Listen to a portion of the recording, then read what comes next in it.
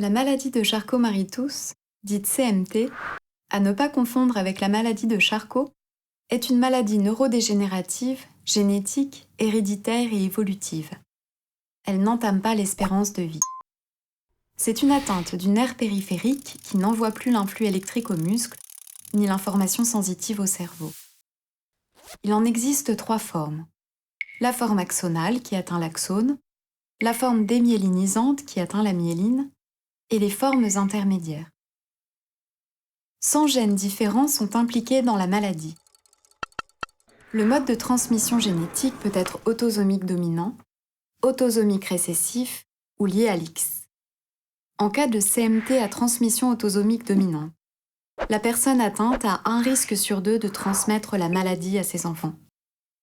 En cas de CMT à transmission autosomique récessive, le parent atteint transmet toujours à ses enfants l'anomalie génétique dont il est porteur, mais aucun d'entre eux ne sera malade si le deuxième parent ne présente pas d'anomalie dans le même gène.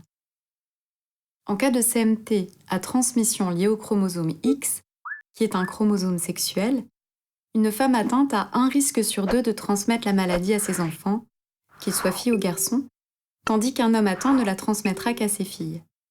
Par ailleurs, les filles sont susceptibles d'être atteintes de façon moins sévère que les garçons. L'âge d'apparition des symptômes est très variable, le plus souvent dans l'enfance ou chez l'adulte jeune.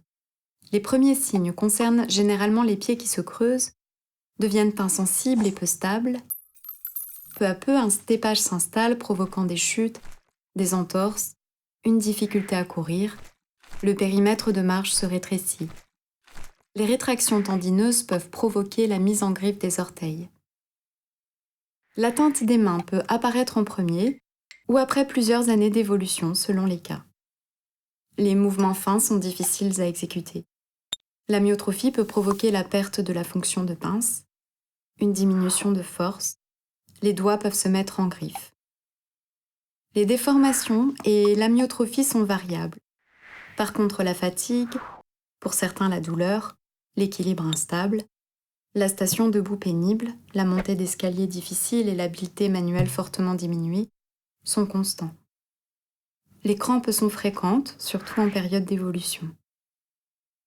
Il n'y a pour l'instant aucun traitement, mais des essais thérapeutiques sont en cours. La connaissance des CMT avance et la recherche progresse.